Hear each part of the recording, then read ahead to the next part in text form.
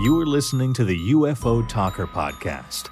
Come with us as we explore UFOs from the past and the present. With insightful discussions, interviews, and reviews, we will add our voice to the mysteries that have been seen in our skies and oceans for all of human history. Now, here's our host, Michael Ryan. Welcome, everybody, to the podcast. This is Season 2, Episode 38, coming to you from Studio 7H here in Ontario, Canada. And on today's show, we're going to have an interview with Todd Curtis. Now, Todd Curtis, he is an aviation expert on this, all things safety. And he also has a big interest in UFOs. And we're going to talk about weather balloons and UFOs, which I've never heard talked about before, and why UFOs are probably not secret technology. And he has a very excellent explanation for that.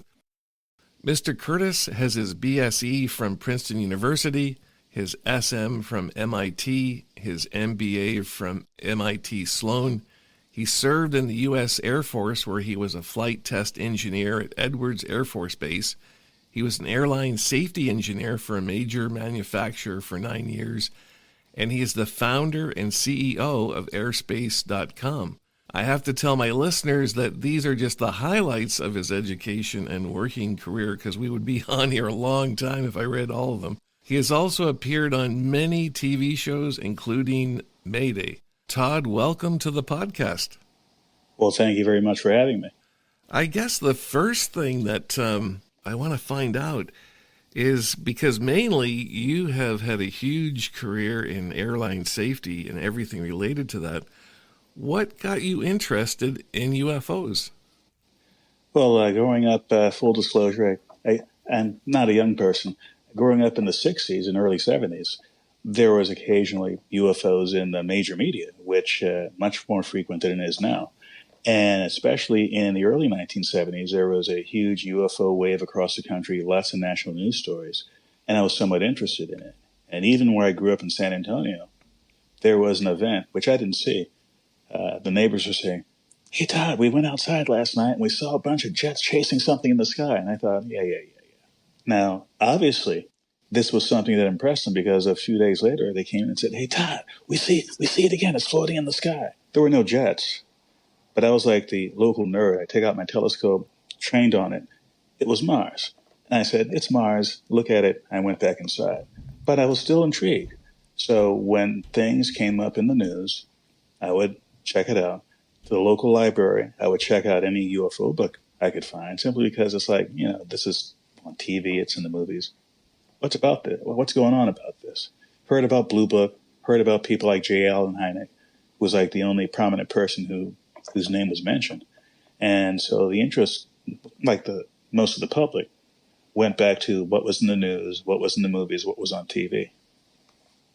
Did you ever read the Captain Edward Ruppelt book, The Report on Unidentified Flying Objects?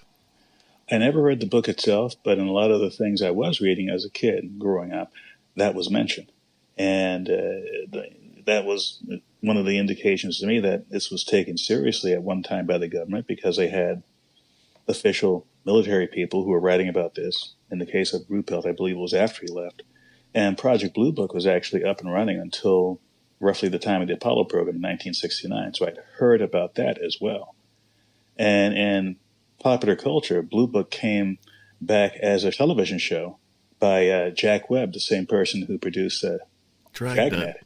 I was kind of disappointed with the show, because although I didn't know much about, quote unquote, the UFO literature, I watched that show and I thought, okay, they have some interesting graphics and whatnot, but they're like coming up short. It's like they're never really doing the really outrageous stuff that's unexplained. They're doing something that's based on what I've read about, and they come out at the end of the show saying, "Oh, it's actually something not as outrageous." So that was one of my many semi-disappointments with popular culture. The next question I have is something that has always fascinated me, because I think since the 50s, the weather balloon has been the official cause for just about every UFO report that ever happened. Oh, that was a weather balloon. And it always made me think, I've read a lot of UFO books and watched a lot of documentaries. I've never really seen anyone investigate weather balloons. Before I ask this question, I want to preface this with a little bit of research that kind of surprised me. And this comes from Environment Canada and also the National Weather Service in the USA. So from their official sites is where this information is coming from. So in Canada, weather balloons are released twice a day from 31 locations, which is not many because Canada is a huge, huge country. They are filled with helium and then sometimes hydrogen. In the USA, it's very similar. There's 91 release points that are released twice a day, and they say 7 a.m. Eastern Daylight Time and 7 p.m. Eastern Daylight Time. They are approximately 5 feet in diameter when they're launched, and because of the less pressure, the higher they go, they reach to about a 20-foot diameter. They say they contact the FAA and ask for clearance to release the balloons. The flight lasts approximately 2 hours. They reach about 100,000 feet when they explode. They go up at about 1,000 feet per minute. They can drift about 100 miles from the release point, although on the site it says Susan Buchanan, who's the public affairs director of NWS, says they typically only drift about 30 to 35 miles from the release point. And so with that little bit of information, I want to ask Todd, have you ever seen any studies on weather balloons and UFOs or how they interfere with commercial aviation?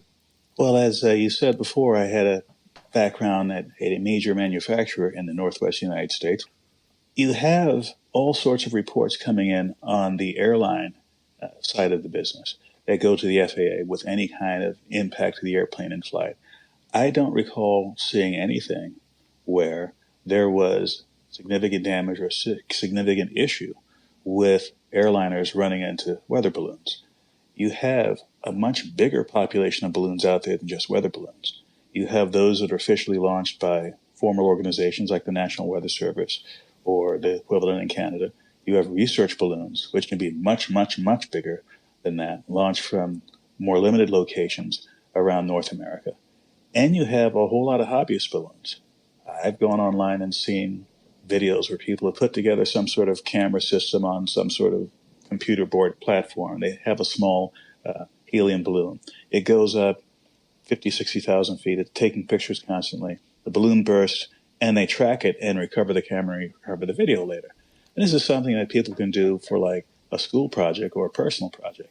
To my knowledge, those are not reported to the FAA when they launch because they're happening not just a few dozen times a day. For all I know, it could be thousands of times a week. I haven't seen any reports of damage. I've seen a lot of reports where a pilot would say, oh, I saw this balloon at such an altitude. Reporting it to the FAA is required if you're launching it for a weather balloon from an official National Weather Service location. Where the balloon goes after that, it's difficult for the FAA to know exactly where it is, because unless you have a strong enough radar to actually have a radar return, doesn't matter if it's a bird or an airplane or a cloud, they're not going to see it. There are some devices you can have on the weather balloon that will either act like a transponder on an airplane, meaning when a signal from a radar hits that transponder, a coded radio signal is broadcast out, received by that radar emitter, and they can figure out, yes, this is a transponder for such and such an aircraft at such and such an altitude. A similar thing can happen if the aircraft or balloon has what's called an ADS-B system to broadcast an ADS-B system. That's something that doesn't need an FAA or Transport Canada radar. There are receivers that you can build for a few dollars, and I have a couple myself, and you can feed the information into the internet, and there are all sorts of websites out there that compile this and have ADS-B data of what's out there. Some balloons have that. For example, the larger balloons flown, I think Google had a project called Loon where they were doing large-scale balloons for various purposes. Those were regularly tracked. That's not a problem. But the thousands of smaller ones have no ADS-B. They have no transponder. and only some of them are reported to the air traffic authority. So that's a long-winded way of saying there are a lot of balloons in the sky, but it has not resulted in any significant, to my knowledge, aviation safety issue. Yeah, this isn't like any kind of scientific sample, but I've talked to 3 or 4 aviation or commercial aviation pilots, and some of them had been flying for 20, 25 years, and they actually said they had never seen a weather balloon in flight, and they had flown, many places around North America. And so that's what kind of led me to believe that, and like you're saying, like now it's different, but I'm thinking in the 50s and the 60s, where so many UFO sightings were attributed to weather balloons, probably that wasn't the case because, there would have been very few balloons back then being launched. Pilots wouldn't have been seeing them all the time. So it's probably a much more rare event than what was in the papers at the time, where everything seemed to be caused by every UFO report seemed to be caused by a weather balloon. But like you're saying now, there are so many, it's unbelievable. Like there was one, now forgive me, I can't remember the Air Force pilot that saw this, but it was recent. He took a cell phone video of what he thought was a UFO, but then there was people on the internet who it looked like the same shape as this Batman helium balloon, and they had it side by side, and you could see it was probably just someone had this big party Batman balloon and it had got, unattached and flown off, and that was probably what he saw. So there are so many now, you're right.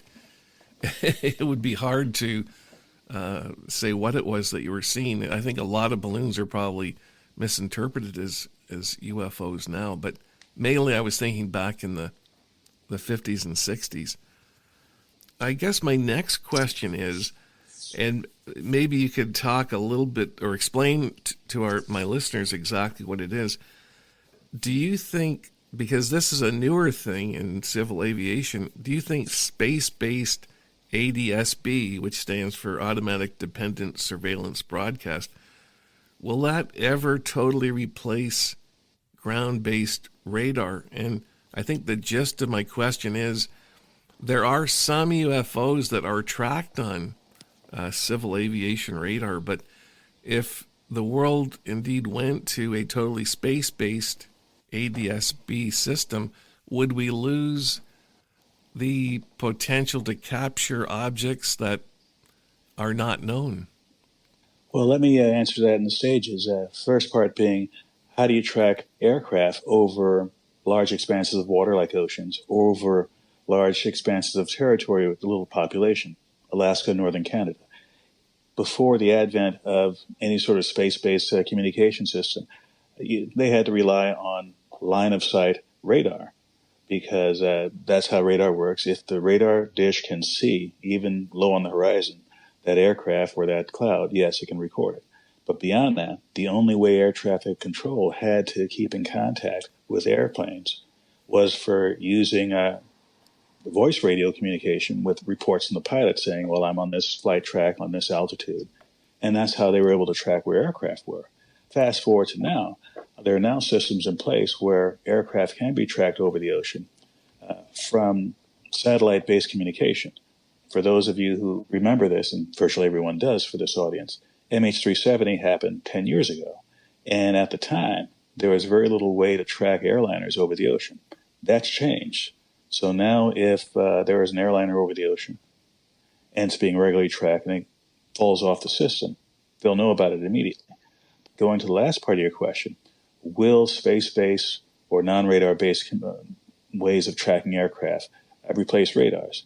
I think the answer to that is a no, and I say that because of the history of aviation and navigation devices.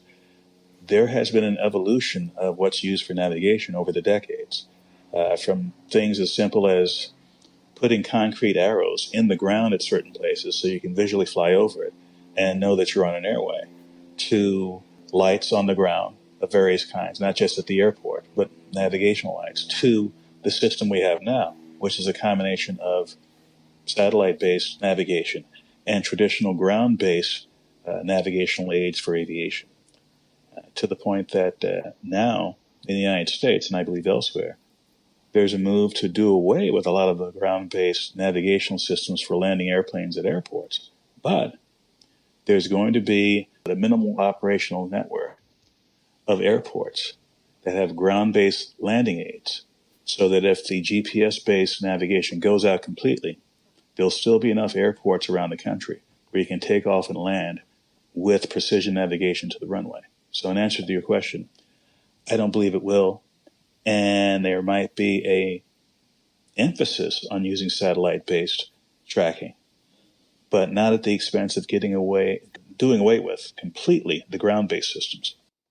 Next thing I want to ask you is something that I didn't know until I was going to interview you, is you have an excellent YouTube podcast called Flight Safety Detectives with two other gentlemen. I wonder if you could talk about that, because I have watched several episodes now, and it's not a UFO show. You do have UFO-based shows, but I wonder if you could talk about it in general, because it's a very well-done show, very interesting. I'm glad you mentioned that show. Those are two colleagues I've worked with for years. John Golia is a former NTSB board member who was on the board during the 1990s when I was at the large manufacturer in the Northwest U.S. And we actually worked together on an accident dealing with a crash of an AWACS at Elmendorf Air Force Base in Alaska, which unfortunately killed all on board, including 3 Canadian crew members. I worked with him on bird strike related issues because Elmendorf was a bird strike event. And that started our on-again, off-again relationship. I'd met him at conferences and such. One day out of the blue, a few years ago, he said, "Hey, Todd, I got this podcast called Flight Safety Detectives. You want to be a part of it?" I didn't even know what they were talking about. It's like, sure, let's do it, because I've worked with him extensively. And this was even after I had started showing up on the Air Disasters television series, which John was also a part of, and Greg Fife was a part of. And the three of us formed the core of the Flight Safety Detectives, where we would basically do what we've been doing off and on for decades. Look at aviation accidents, small airplanes, large jets, doesn't matter. And look at it not from the perspective of, oh my gosh, so many people got killed, but looking at it from the point of view of, what are the things that led to this?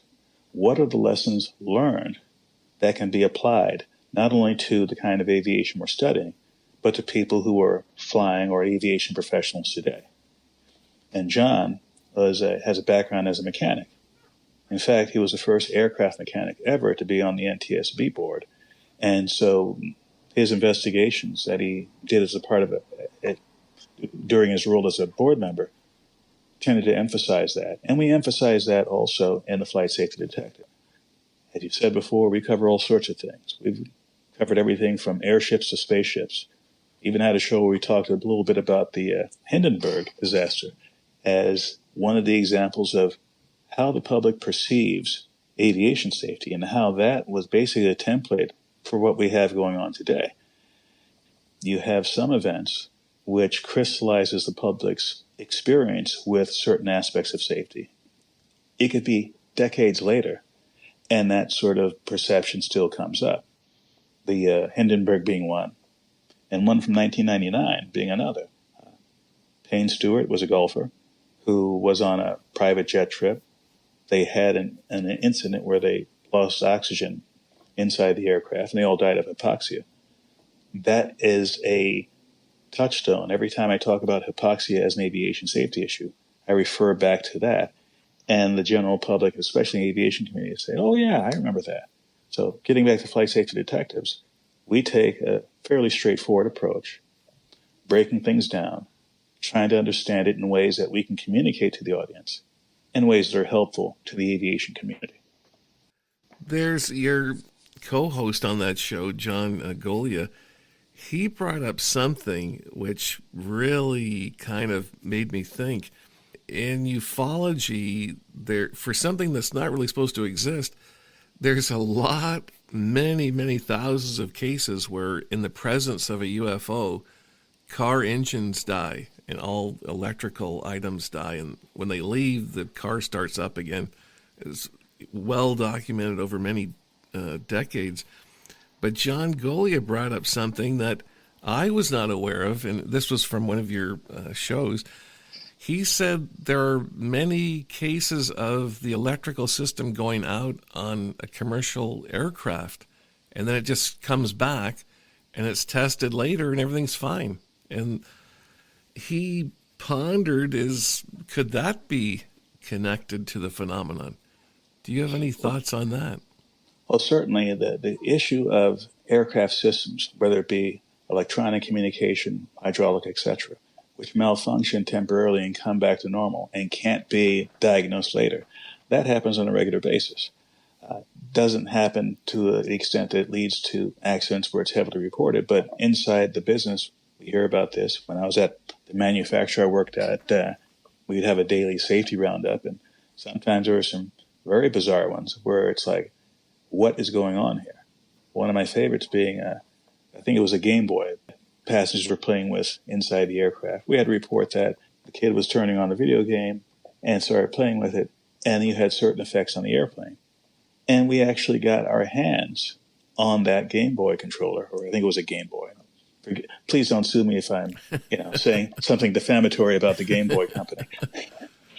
And even with that, we couldn't figure out what was going on. So yes, I can see this sort of temporary malfunction with no permanent effects happening.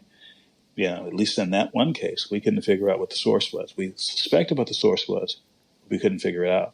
Let me talk about the UFO UAP connection to this. I suspect that in a lot of reports, whether they're formal reports to the government or internal reports to the airline, that if something really, really strange and out of the box happened, that it wouldn't be directly reported as such. They might describe the effects, they might describe all sorts of things, but leave out the part that would make people suspect that, my gosh, there was something going on outside the airplane and these effects happened, for a bunch of reasons, which makes perfect sense from the point of view of the person reporting. If reporting something is not going to be a benefit to the mission, not going to be a benefit to the organization you're working for, it really doesn't add anything useful to the outside community, and will hurt you in your career, why write it down? Why talk about it? It's funny right now as we're recording this, there is a geomagnetic storm that has come from the sun, and just luckily that the Earth has a magnetic shield caused by the molten iron kind of spinning around, or else we would all be fried totally. I wonder, it made me, now that you're on the show, I want to ask you, why aren't planes affected by a geomagnetic storm? Well, they could be affected indirectly, because if the geomagnetic storm causes effects on the ground, either with equipment or with a power grid, obviously ground-based communication and navigational systems might be affected. If that same storm also affects satellite communication, especially the GPS satellites, which are used extensively in aviation, and also the equivalent network that the Russians have, the GLONASS system, that could affect the ability to use either GPS or GLONASS for navigation. The direct effects on aircraft, I'm not aware of any effects on the aircraft systems because of extensive geomagnetic activity. But it's certainly something that pilots are aware of. Those sorts of warnings and advisories do go out, along with the regular weather advisories. So the crews will be out there watching for things. And if nothing else, the geomagnetic storm makes for really great northern lights. Unfortunately, I'm too far south to see them, so I was disappointed. I know. It makes me think of, when I was reading about this, and they were saying because of this magnetic shield, that's why we humans don't get fried instantly from these geomagnetic storms. And it just makes me ponder, this isn't really for this show, but I think, how did that happen? We needed this magnetic shield to protect us. How did the Earth just come up with that?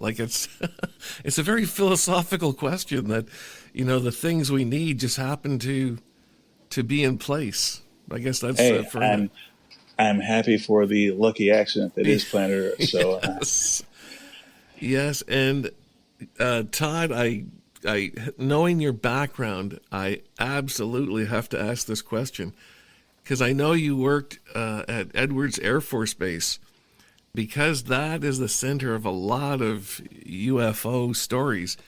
Did you ever hear of any UFO stories while you were at Edwards? I heard a couple, word of mouth from folks I was working with, sort of like legends from before.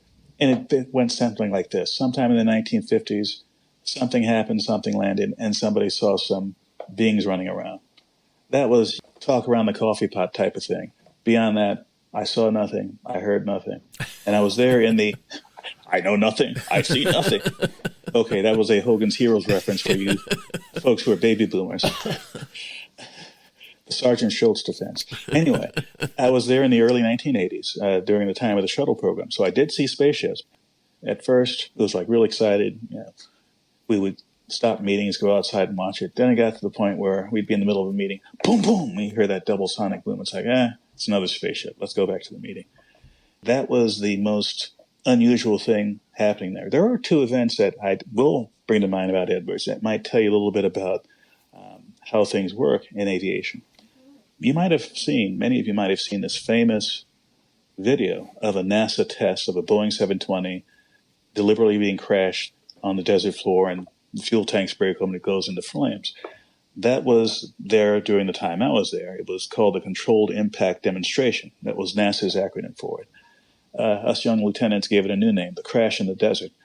And there was so much stuff going on, so many changes to access to the base that weekend. I said to myself, it's not going to be fun being around here. I won't be able to fly, won't be able to do anything. I'll just go down to LA and have fun. So my one opportunity to see a plane crash, even at a distance, I left town. That's one thing.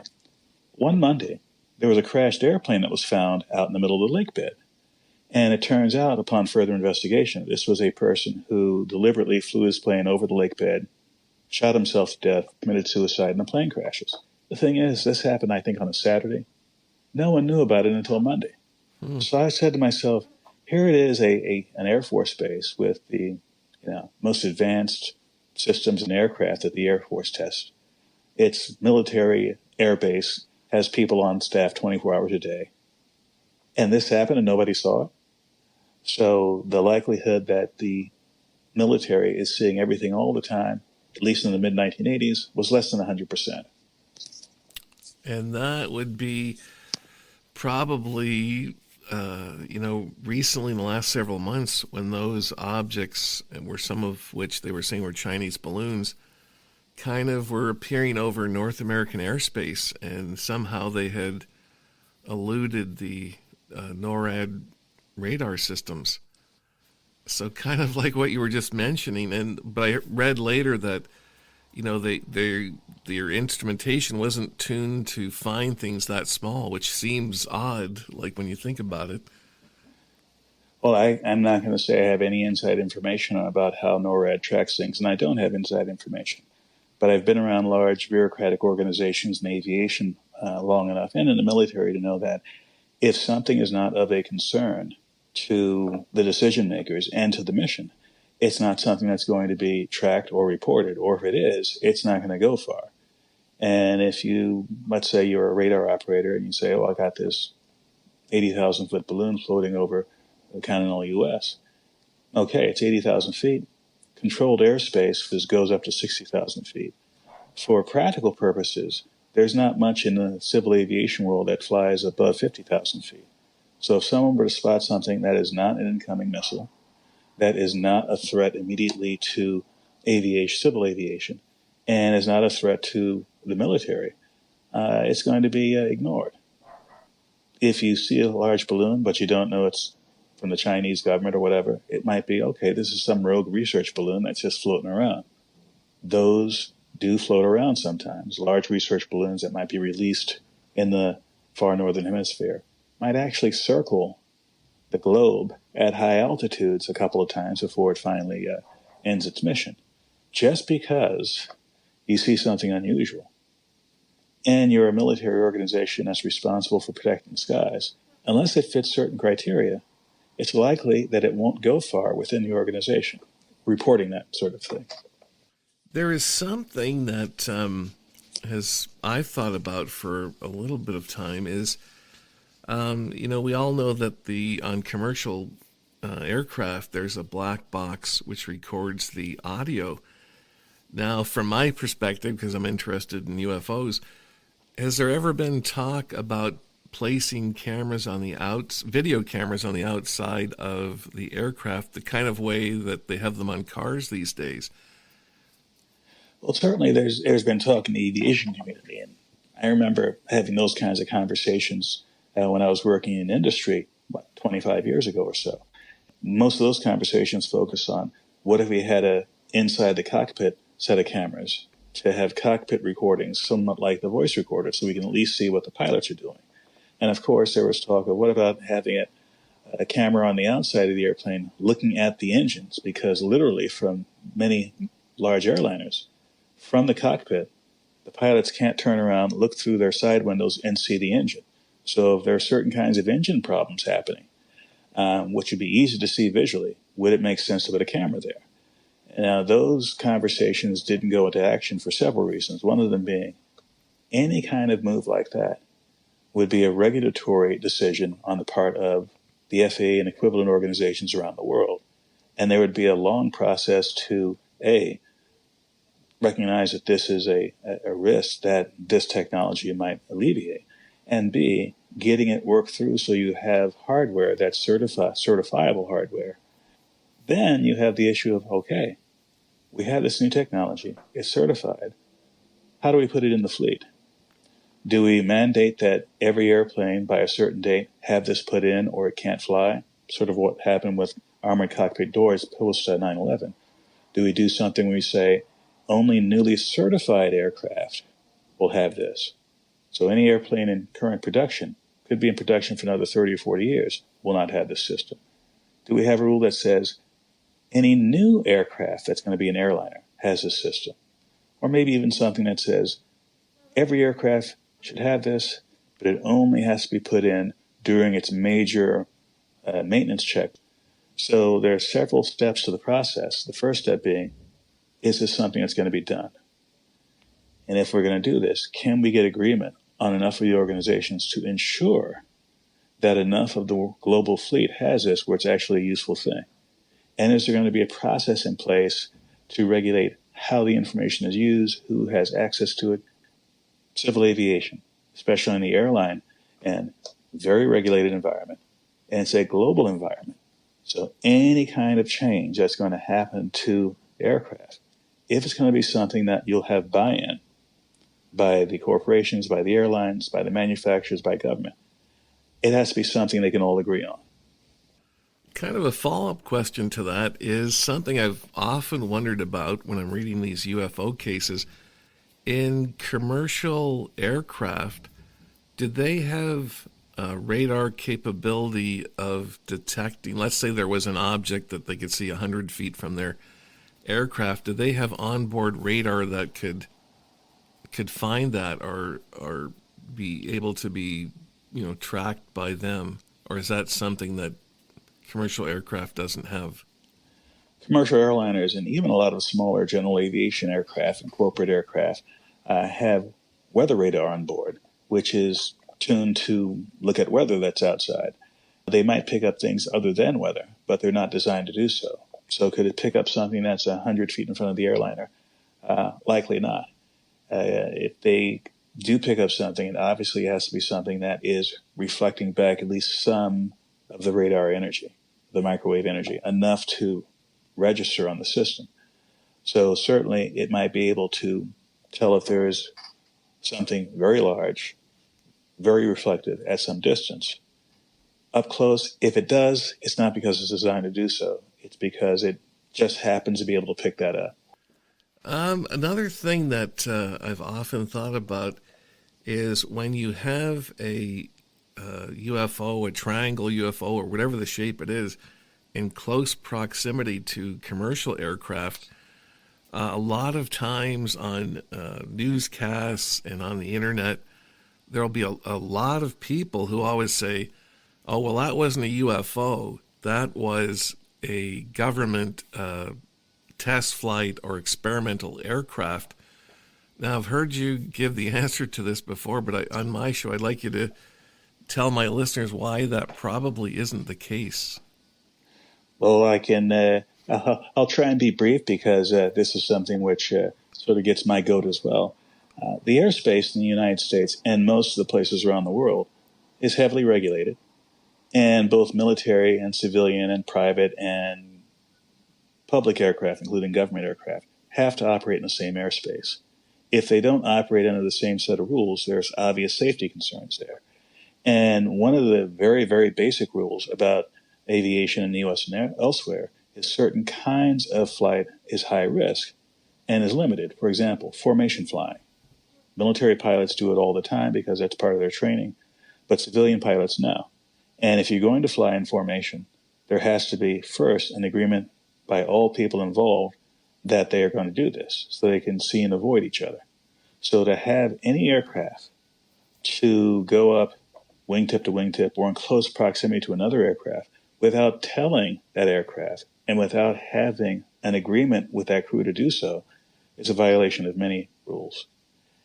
And if you're a military pilot who does that, except in the case where you're on a mission to intercept, let's say, an unknown aircraft, if you just decide, just for fun or for whatever reason, I want to go right up to that 747, that will probably get you grounded, and in the military might get you taken off flight status permanently or even court-martialed and kicked out of the service. And if you're a civil organization, even a government contractor who's doing that, the same sort of thing. This is something that is simply not tolerated. If for no other reason, doing so would jeopardize whatever program they're on, and would definitely jeopardize the career of anyone involved in the decision stream to make that happen. Going back to the common excuse, it was a government secret project or whatever, I think that's highly unlikely because government projects, whether they're secret or test projects, tend to operate in their own airspace, either over the ocean or over land, well away from civilian aircraft. And the western U.S. is very much full of these areas in California, Nevada, Utah, and elsewhere, where this sort of training or testing can go on well outside of civilian air traffic. My basic answer is highly unlikely that those reports are due to government secret projects. Yes, like you've mentioned, we had on a retired major a few shows ago who was involved in some of this, and he mentioned that with experimental aircraft, a lot of the first copies of it, they crash. So you don't want to have something that's all top secret crashing in a public area because you obviously don't want people injured, but also you don't want anyone to be able to get to all the secret equipment that you have on the plane. On a side note, there was, the stealth fighter, which is actually a light bomber. During its test program, it actually crashed outside of a military range, and there was a heavy-duty efforts to get to that location and scoop up the wreckage and not admit that what that aircraft was. So yes, it doesn't always 100% fly over government or military-controlled territory, but when crashes happen, they happen where they happen. And if it's in a civilian location and it's a secret aircraft, there'll be steps taken to make sure it stays secret. I think the gist of what we're trying to say is that while it can happen, it's not anywhere near what a lot of people in the public are, saying that, that was just a government secret weapon. That wasn't a UFO. So in many cases, that is probably not the case. And the other answer to why that's not likely is money. If you're a contractor, by the way, the military, in most militaries that I'm familiar with, don't have any sort of manufacturing capability of any kind of sophisticated system. There has to be some outside the military organization that does this. And in the U.S., it's always a healthy competition between the various contractors to make this happen. So if we're talking about something anywhere from the millions to the billions of dollars, to have anyone do anything to jeopardize the potential of having a cash stream for 20 or 30 years, that's something that would be so outrageous that if anyone did that on their own, they would no longer be part of the program. Do you think, now that we have you on the show, just from you being in the industry and for such a long time, Because there are people in the military and people who've been talking to Congress, they have been saying that there are private companies who house some of these projects that nobody knows about, where they're in the black budget, where Congress has approved money, but they don't know really where it's going.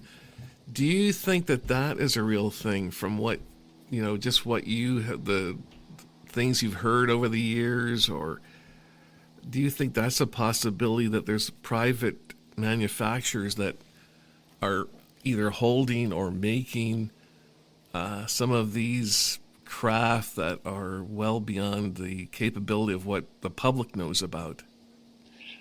I can't say for certain whether they do or do not have such craft, but I can say that for certain that the way the business operates, again, like I said before, the private corporations are the ones who build these sophisticated systems, devices, aircraft, whatever the case may be. Would they have something in their possession that they are not telling anyone about because it's their own personal thing? If it's their own money, if they're developing something on their own, no government funding whatsoever, and at some point they want to promote this as, hey, here's a possible system we developed on our own. Would you like to have a contract? That's one thing. If there is money not authorized by Congress going to the contractor to do anything, then that's something that would be of concern to Congress. And I think, as you've seen from some of the things over the last year, it crosses party lines. It's like, wait a minute, you're messing with both money and power? We want to get to the bottom of this. Do they have secret craft from wherever? Let's put it in the old Cold War terms. If there was a captured MiG-23 in the 1980s, and it's being used to test and evaluate that aircraft, there would be contractors all over that, as well as the military. Would the contractors have it on their own private space, or would they have it at a base like Nellis, and the contractors would just go out there and work on it? That sort of thing I see happening. If there's something falling from the sky that's not an aircraft, how would it work? If it's a quote-unquote conventional spacecraft, probably similar to the case with aircraft, it might be captured by the government, and the civilian organizations would be there to help them evaluate it and test it and give advice and maybe even build technology based on it. Here's speculation on my part. If there's something that is not ours, not the Chinese, not the Russians, and it's going to be investigated, the organization that would have most of the expertise would not be in the military, simply because that's not what the military does. And what relationship the private contractors would have to that would depend on whatever agreement was made by the government. And if it's one where they don't want to have any sort of public acknowledgement of it, that's okay. There's a system for that. If it's one where the allies of the U.S. are also in on this, especially the Five Eyes allies, U.S., U.K., Canada, New Zealand, and Australia, I can see that happening as well. But to do something where it is not in one of those official programs, it's not the process that's used for other kinds of adversary technologies, that would not only be surprising, but I think it would get a whole lot of people and a whole lot of corporations into very serious, as in go to prison trouble. One thing about what you're talking about is if private companies were doing this, hypothetically, they wouldn't be subject to FOIA requests. Well, absolutely, and that's the case even today with traditional programs. That is, FOIA in the United States, and I'm being general here, I'm not a lawyer, I'm not going to play one on the internet. If a document is subject to FOIA, it tends to be documentation that goes between organizations, or certain kinds of documentation within organizations. I've done several FOIA requests myself for documentation from the NTSB and from the FAA about various accidents. And there's some kinds of information that is going to be released, others that will not be released. And certainly, if you're not a government organization, FOIA is not relevant. That actually happened to me. I had a question about an accident that happened at a particular airport. In the United States, at a crewed airport that has a control tower, it's either going to be crewed by FAA personnel or contractor personnel. I was able to get the documents I wanted from the control tower crewed by FAA personnel, but not from the contract tower. So it's not an evil plan on the part of corporations as much as it's a very legal and regulatory-based system. And there are just certain things you can get, certain things you can't. Internal work of government contractors, typically not something you can FOIA. I'm especially glad you're here today because there's something that has really puzzled me for many years, and that is purely as a safety issue, taking the extraterrestrial hypothesis out of it. Why do you think that UFOs have been pretty much ignored by mainstream aviation industry? That's one I've struggled with trying to come up with an answer, because certainly they've been known in the mainstream aviation industry. Personally, the first time I ever heard a story from someone who witnessed UFO UAP with their own eyes was when I was in officer school in the early 80s. There was one of my classmates in my particular unit who was a linguist who used to fly in surveillance jets over the Mediterranean. And he talked about, hey, one night they were out there flying and they saw something, some object, luminous object, doing circles sort of around the aircraft, several of them. Didn't affect the mission, didn't affect the equipment. It wasn't something they reported. And this particular guy was as solid as a rock. If he told me he saw something like that around his airplane, I'm going to believe him. Is it a concern? In that mission, no. More generally, when it comes to safety, and this is a general description, which I have in my first book, Understanding Aviation Safety Data, which published in 2000. No, I'm not trying to sell the book because it's long out of print. But this is when I was working at the manufacturer. And I said to myself, we do safety analyses all the time. We don't write down our process for doing so, and certainly don't write down the general principles that we habitually use. And so I wrote it down back then. And you can talk about safety from two perspectives. Safety is the social acceptance of risk. Risk is something that you can actually define. You can actually put rules out there so that if you have two groups of people looking at evaluating a risk, they'll come up with pretty much the same answer. But if you get two groups of people and ask them the question, is this risk acceptable in whatever context, you might get two completely different responses. Risk is some hazard, doesn't matter what the hazard is, and the likelihood of occurrence. For example, crossing the street is a potential hazard. The probability of it ending in an unwanted outcome is much higher if you don't look both ways and don't use the crosswalk. On the safety aspect, is it socially acceptable? The answer is no, unless you do something. Have crosswalks, have crossing lines, etc. Doesn't eliminate the hazard, doesn't eliminate the probability of something bad happening, might lower it, and it doesn't eliminate the unwanted outcome. If you get hit by a car, it's a bad day for you. It's socially acceptable if appropriate steps have been taken. Now let's go to UFOs UAP. Is there a potential hazard? Yes. Anything unknown that's around an aircraft that might be hitting you or affecting your systems is a hazard. What's the likelihood of that hazard? Hard to say if no one reports it or if the reporting on it is extremely sporadic, almost non-existent. It's hard to get a probability if you have a base number, let's say the number of flights, but you have no clear idea of how many actual events happen. The unwanted outcome. Well, there are potential unwanted outcomes, but let's get back to the first part of it. If these reports aren't in there to begin with, you might have had some minor outcomes that were papered over. That is, yeah, we have a dent in the forward part of the wing. We got it at certain altitude and whatnot. But they sort of leave out the part that we saw some weird object hit the wing, and that's why we have the dent. There's no way to evaluate the safety, the acceptability of this risk if the risk itself isn't even in the system. Mm-hmm. And I say that by saying if you have an event that is otherwise reportable, accident or incident, and you have to report it, but you're reluctant to report parts of it that would be embarrassing, unacceptable, get you laughed out of the room or get you thrown in jail, you might leave that out. For example, we landed long, we ran off the end of the runway. And we were at this speed, this angle of approach to the runway. We sort of leave out the part that, oh yeah, my captain, he was drinking 2 hours before we took off.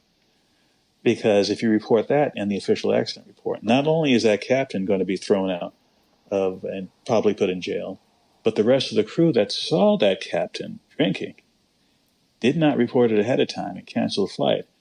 They would also face sanction. But hey, what if we can report this as a regular accident and just leave out the part that's embarrassing or dangerous for our career? Take out the alcohol, put in a UFO, the same human reaction happens. I think a perfect example of what we're talking about is the November 7th, 2006 Chicago O'Hare UFO sighting, where 12 United Airlines employees saw something there which they couldn't identify, and the FAA didn't investigate. And to me, if nothing else, that was a big security violation. But for some unknown reason, it was never investigated. That event was the triggering event for me to start looking at UFOs and ultimately UAP as a potential safety and security issue, because I said to myself, here it is 5 years after 9/11, after untold billions of dollars have been spent to fortify cockpit doors and change security systems and whatnot. You have something hovering over one of the largest airports in the United States and one of the critical nodes of the aviation infrastructure in plain sight of aviation professionals and possibly government employees as well. And it wasn't investigated, not by the FBI, not by the FAA, not by NTSB. They just, looked the other way and, kept walking. It's like, look, if you're not going to do your job, why the heck are we paying you? This was like a global story. Any potential adversary out there would say, hey, if I just make whatever I have look like a flying saucer, I can waltz right up to any airport in America and do whatever the heck I want because they're not going to do anything. At that point, I started looking at this more seriously. What are the aspects of this that can be approached not from a perspective, oh, I don't want to report this because it's bad for my career. Take away all that.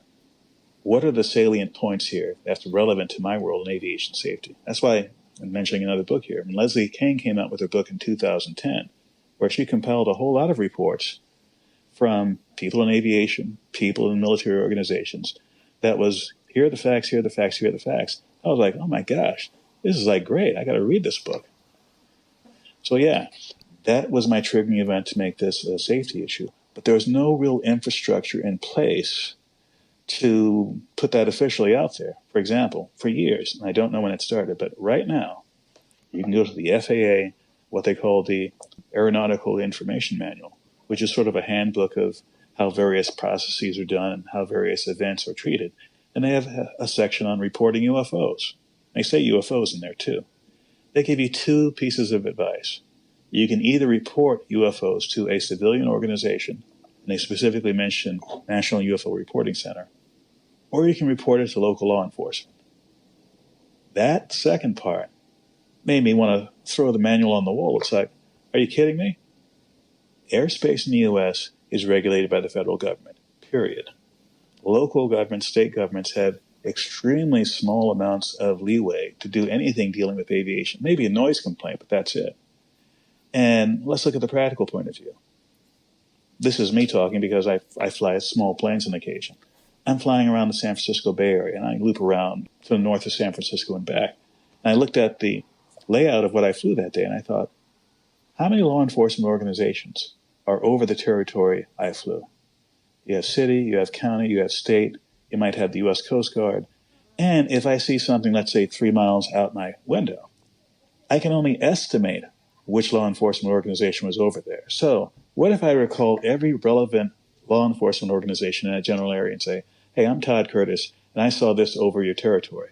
If they didn't cuss me out or hang up in my face, what are they going to do about it? Yeah. Did it shoot anybody? Did it land and burn somebody's backyard? Did it do anything that violated local law? Please don't bother us. Yeah. So the FAA is basically passing on complete responsibility, saying, hey, don't talk to me. Talk to these people who have no say in aviation safety, who have no formal way of reporting this within the government so that we can look at this later. the one about the Chicago O'Hare sighting. So it was a journalist that found out about this. I'm not exactly sure how he did it, but he was able to, I think through FOIA, was able to get the recordings from the tower to the employees. And I often thought, so there was 12 United Airlines employees saw this. They work at this airport every day, so they're extremely familiar with all kinds of aircraft and looking in the sky and all that kind of thing. So I would put, them as witnesses on a much higher level than the average person. And they were all just kind of ignored. Actually, they got instructions from United Airlines not to say anything, and it's like you're saying, it's really mind-boggling that this gets passed over all the time and ignored and like it didn't happen and nothing to see here. It is changing slowly, and I think in the U.S., well, two reasons. If Chicago O'Hare happened today, it happened originally, 2006? This was before the iPhone era. Yeah. I mean, there were flip phones and whatnot. Yeah. There would be so many iPhones, Android phones, dash cam, doorbell cam, weather cam, traffic cams that would have multiple views of this, that there would be absolutely no way that the investigative authority, the appropriate authorities could ignore this. They would have to at least address the elephant in the room. Yes, we saw a floating elephant right over Terminal C here, and it's a ovoid elephant that went up to the clouds at about 1,000 miles an hour, but nothing to see here, folks. They can't get away with that now. Now, I don't want to jump ahead to questions you might have, but one of the issues with reporting incidents that don't lead to accidents or are not officially required to be reported, there are several ways of voluntarily reporting things at various U.S. government databases. They exist for bird strikes. They exist for near mid-air collisions. They exist for lasers being pointed at aircraft. Specific subject matter safety reporting systems. There's at least one general safety reporting system, which NASA has had for decades, since 1975, I believe, which has a couple of uses. One, to report anything that's of concern safety-wise to aviation. And two, this is why it's important for me as a pilot. If you accidentally violate a regulation, let's say you were at the wrong altitude, and after ATC told you to go to 5,000 feet, you were at 4,000 feet. If the FAA calls you on it, they might officially sanction you and you might get something in your record. But if you self-report full details of this to this database system, and the only way the FAA finds out about it is through this database system, you will not be given any sort of sanction. There's an incentive for self-preservation. There's also an incentive for, you see something safety-wise, it concerns you, where can I send this? NASA's there 24/7, and it's an anonymous system where if you report it, the public will not know who you are. And they're proud of the fact that, hey, we've had like 2 million of these. Never once has the privacy been violated of a person who reported to this system. So, by the way, I did do a search of that system for the entire month of October 2006 for the state of Illinois. There were no reports. Mm. And this is the Aviation Safety Reporting System. That's correct. It is managed by NASA on behalf of the FAA, and NASA employees and aviation experts employed by NASA actually review all these before putting them into the public database, one part of which is freely accessible online to anybody. And I'd say one part of this because I looked at this recently. Events from 1988 to the present can be searched for on this database, which is why I was searching for the Chicago event. So this, I take it, is where you would like to see general aviation doing all of their reporting. And I wonder if you could comment on, just from the purely safety aspect, is there should be a large database that can be looked at, correlated, researched. Like, it should be really taken seriously. I think it is taken seriously. There's no pilot I know of who would not be interested in self-preservation. There's no mechanic I know of who, if they saw some weird effect on a system, would not want to have this looked at and make sure it doesn't happen on another aircraft. What has been lacking and still lacking to a large extent now, is both an official acknowledgement of this being an issue and an official acknowledgement that, hey, it's not only an issue, but you should report it here, here, and here. That part hasn't happened yet. But like I was saying before about the ASRS database, it's already there. In fact, for research for the podcast, you talked about flight safety detectives. We've actually done, I believe, 4 different shows related to UFOs and UAPs. And for those shows, I actually looked in the database. Something as simple as, do a word search for UFO. What do you have? And make a long story short, I did a word search for UFO, unidentified flying objects, etc. There were like 9 events that came up. I looked at the 9. 6 of them were actually relevant. I did a further search for just the word missile. I had 63 events come up. 4 of those were relevant. And I did a search for UAV, the acronym for drones, see what came up. There were like 441 events. Yes, I remember the number because I looked through every last one of them. And there were like 4 of those that were relevant. So under UFOs, I found 6 relevant ones, searching 9 records. Under missile and UAV, I searched over 500 of them, found 7 relevant ones. 13 of these, which, by all accounts, if these are not UAP by the common definition, I don't know what is. I look at UAP as a definition that is UFOs plus anything unusual, unidentified, and anonymous, whether it seems to be technologically or natural, that would be of concern to aviation safety. Seeing a big plasma ball coming out of a thunderstorm, which is some sort of electromagnetic disturbance, doesn't look like lightning, and it's floating near your airplane. It doesn't matter if it hits your airplane or not. If you've never heard of this kind of plasma discharge, never seen it, never heard a report of it, and you see this thing, send it in. I mean, it might be a safety issue, it might not, but it's definitely something you've never seen before. You see an incoming meteor going down to the ocean, straight line, hits the ocean, probably not reportable. You see that same meteor coming down, and it does a 90-degree turn to the left before continuing its flight to the ocean surface, I would report that, because that's a natural-looking phenomenon that did something that was hugely unnatural. But I'm burying the lead here.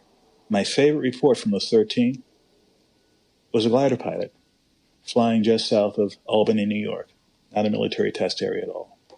Glider pilot's flying along about 3,000 or 4,000 feet. He sees what he believes is about 6 foot tall, had like a dome on top, sort of darker body underneath, and 2 rectangular protrusions underneath, about 6 feet tall. Again, I said to myself, yeah, this happened in 2015. It could be a drone. Then he said, I saw it go from one position here to another position here near a mountain, about 3.5 miles distant. Took about 10 seconds to do so. And I thought, okay, it's possible you can have an aerospace vehicle go that fast, over that distance. Having an aerospace vehicle to fly a normal airspeed and go that speed and then stop again, very few of those. Then it came and did formation flying with me, and I decided to head back to the airport. I thought, okay, this is a 6 foot tall object, probably not enough room for a human being. It's being remotely controlled. Whoever's remotely controlling this has extraordinary capabilities of being able to maneuver close to an aircraft while not being in the aircraft itself. So somehow there's a sensor system that allows someone to see the aircraft next to it and fly in formation. Okay, at this point I'm thinking, this is not a drone. The last part was a real kicker. And as I was going toward the airport, I saw 2 similar objects join up with the first one, and the 3 of them fly off together. I thought, that's it. Wow. There's no way on this earth that this is a conventional aircraft of any kind that I know of. And if this is not a UAP, I don't know what is. If this person did this for a joke, lied to the ASRS, that is a federal government organization. Lying to the federal government, if you're someone who has any sort of aviation certification, will come back to haunt you. They will probably yank your ticket and fine you, and maybe do worse if you abuse this database like that by putting in totally fraudulent information. And oh, by the way, this report had to go past some panel of people at the end at NASA before they would put it in the public database. So even they thought this was legitimate enough to put in the database. Aviation safety, there's often an emphasis on pilots and air traffic controllers. But there's more than that to aviation. Anyone involved in this as an aviation professional, whether you're someone certificated like a mechanic or a flight attendant or even an aircraft dispatcher, or someone who works in the industry, let's say you're a ground crew person at Chicago O'Hare, you know enough about aviation to know what should be and shouldn't be there. And anyone who is witnessing or experiencing or was affected by something like this that has an effect on safety can and should report this. In the U.S., they have this confidential reporting system for ASRS. But even if you don't have a system where you are that's appropriate, write it down. I'm not saying submit it to a private UFO database. Do that if you want to.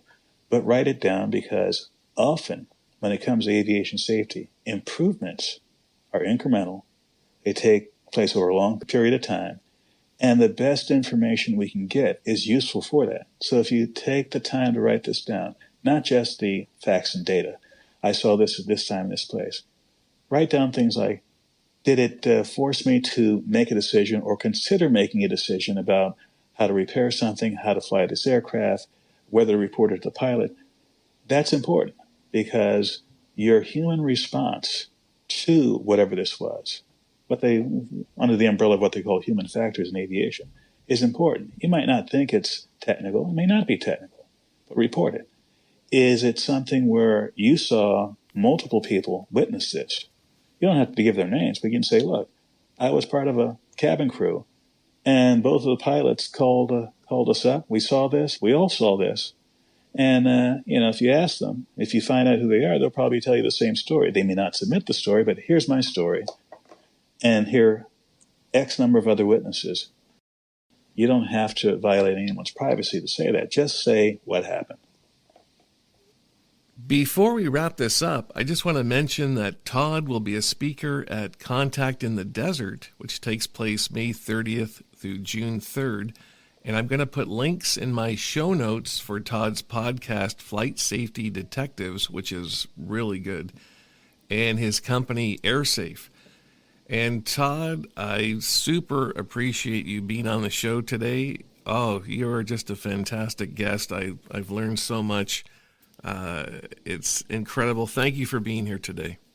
Well, thank you for putting me on, because it's always great to have someone interested in the subject matter I'm interested in, and you've been a great host as well. So I do hope your audience enjoys this, and I do hope it stays available to audiences for years to come.